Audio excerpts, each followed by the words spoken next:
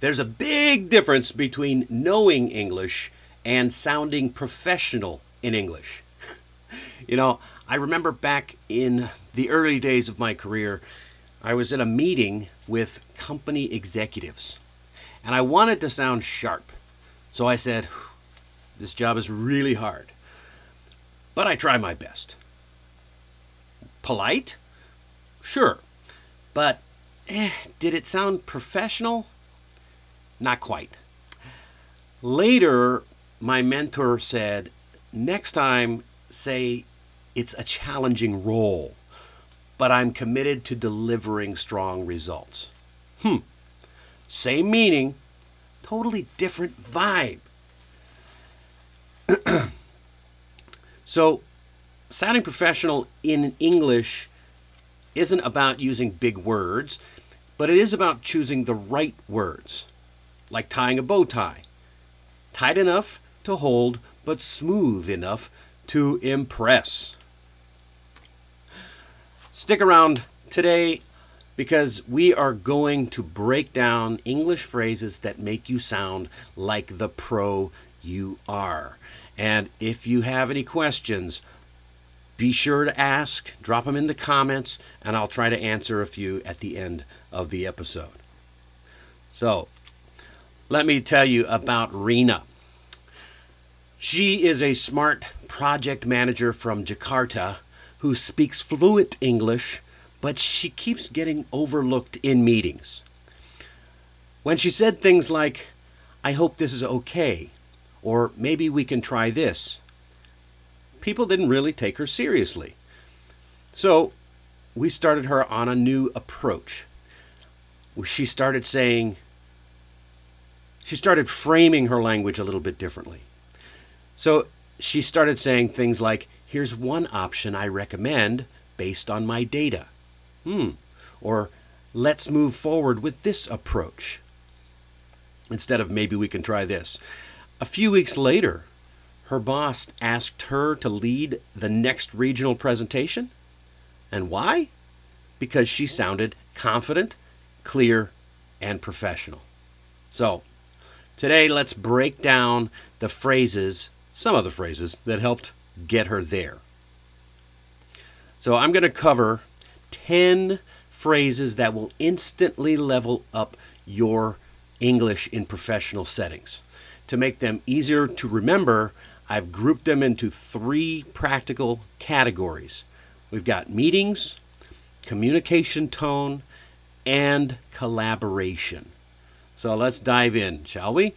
And we'll look at what people often say and how to upgrade it. So, in meetings, instead of saying, maybe we can try, you can say, one approach I'd recommend is. Now, why does this work? Well, it shows confidence and leadership, just like our guy in the top corner there. You're not just making a suggestion, you're offering a strategic recommendation. So, for example, you might say, one approach I'd recommend is testing the new layout with a small user group first, before we launch site-wide. All right. Another way you can offer your expertise. Instead of saying, I think this is good, say, in my professional opinion. This approach offers the most value. Why does it work? Well, it makes your statement sound more thoughtful and experience-based. For example, in my professional opinion, this timeline gives us the most flexibility, the flexibility we need to handle unexpected issues. All right, instead of saying, yes, I agree, makes you sound like a yes man. Say, I agree with your point, especially regarding X. So what does this do? It shows that you're actively listening to other people and aligning with the team's objectives. For example, you might say, I agree with your point, especially the part about simplifying the onboarding process. that aligns with our customer retention goals. Instead of, no, that won't work, say, I see your point, though I have a different perspective. May I share it? So this works because it keeps the conversation respectful and collaborative even when you're disagreeing on something. It's still polite. So let's try it.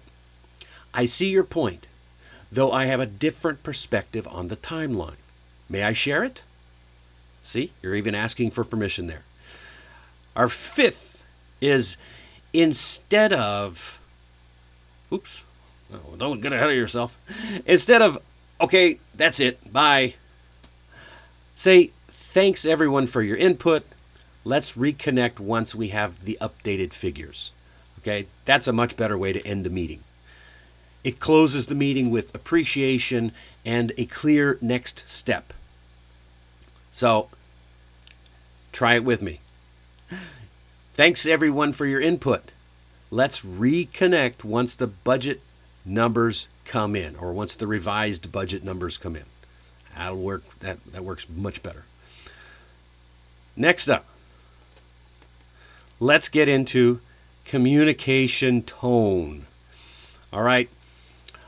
Instead of saying, I did it, say, I took the lead on a task and ensured it was completed on time. So this is good because it highlights ownership and dependability, not just action, not just, oh, I did it. So say, I took the lead on the final QA testing and made sure it was delivered by Thursday. So you're still taking credit, but you're showing that you're owning it and that you're dependable and why you're dependable. So this one's very important to me. Instead of saying, sorry, I'm late. Well, first of all, try not to be late. But instead of saying, sorry, I'm late, say, thank you for your patience. That changes the mindset. Thanks for your patience. I had an unexpected delay, but I'm ready to jump in. So this shifts the focus from apology to appreciation and readiness. You'd be surprised. When you say I'm sorry, you don't get nearly as much respect as when you say thank you. Try it. It'll blow you away. So, for example, you might say, thanks for your patience. There was a train delay this morning, but I'm ready to get started. Easy. Number 8 on our list for phrases you can use, instead of saying, I don't understand, say, could you clarify that part for me? I want to make sure I fully understand. So this sounds more professional and proactive. It's putting you in an active learning environment, an active learning situation. So in a meeting or even in an email, you might say, could you clarify what you meant by phase 2? I want to make sure I fully understand before I proceed. This helps you avoid a lot of miscommunications in your communications at work. You want to make sure everybody understands. Next up, for collaboration and feedback, we'll go back to the one that I said, this is hard. Don't say this is hard. Say, this is a complex challenge, but I'm working through it step by step. So this shows that you're resilient and you have a solution-oriented mindset. Very valuable in a corporate setting. People will appreciate that. So you might say, this is a complex challenge, but I'm mapping it out piece by piece and making progress. See how I changed the words? The first time I said, I'm working through it step by step. Next time I said, I'm mapping it out piece by piece and making progress. Okay, you're showing that you're resilient and you're finding the solutions. And another one, I hope that's okay.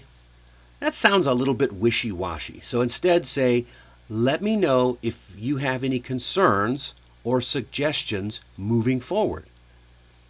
because this sounds much more open and collaborative and confident without being passive. I hope that's okay, is very passive. Now, you might say, I've made the updates to the presentation.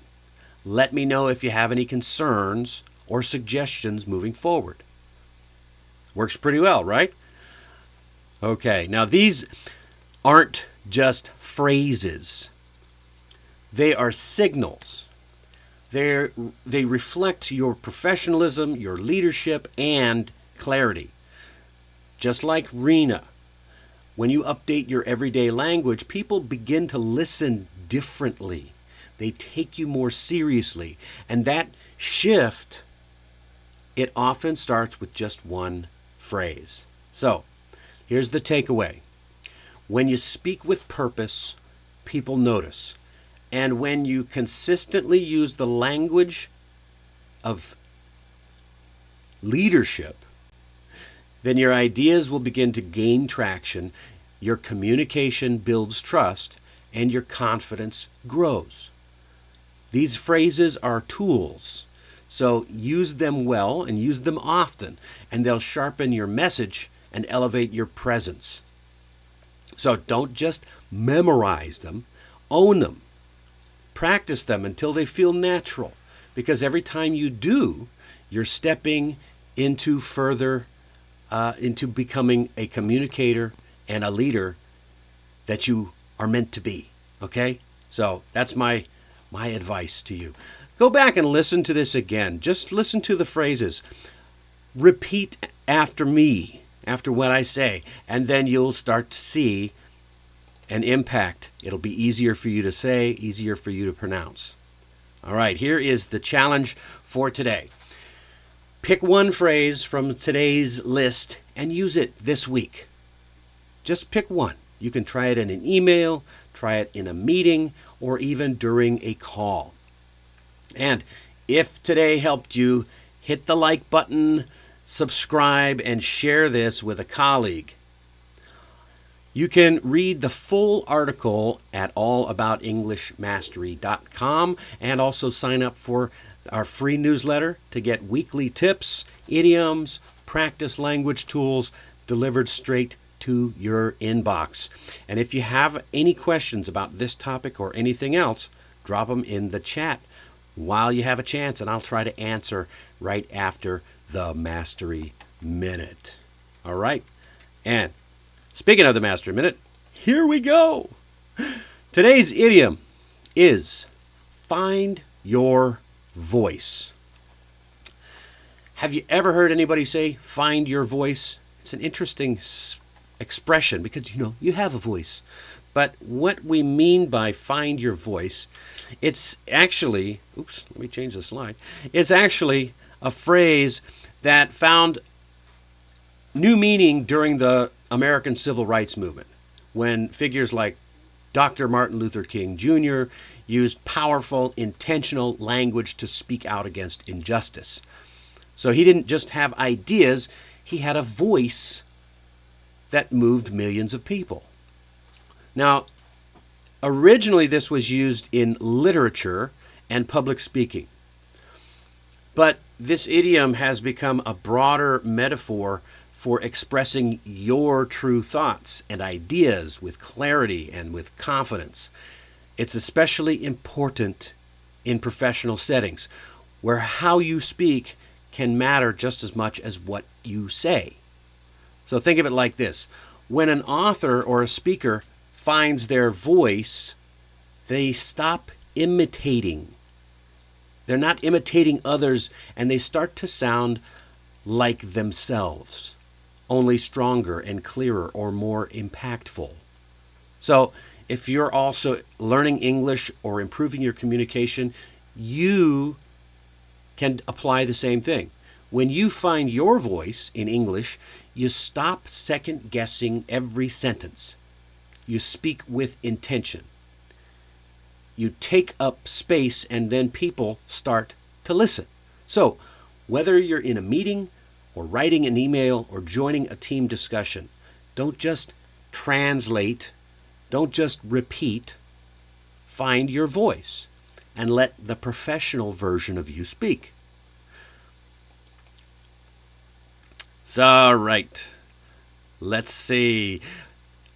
Are you tired of saying, I'm fine, when you're really not? So, I know it's the first thing you learn when you start to learn English. I'm fine, thank you, and you? But next time, we are tackling something simple but powerful. So instead of answering, I'm fine, every time someone asks how you're doing, we'll explore more authentic ways to respond. So you'll learn how to keep it professional without sounding robotic, and how a small change in your answer can spark real connection. You don't want to miss it. And hey, remember, every small change in your English brings you one step closer to confidence and clarity. So keep showing up, keep practicing. You are doing better than you think. All right? I'm proud of you. And I'll see you next time. We'll be back on Friday, same time, 9:30 p.m. Korea time, or 8:30 if you're watching from Taiwan or Hong Kong, or if you're from somewhere else, you're just going to have to do the math yourself. I'll see you on Friday.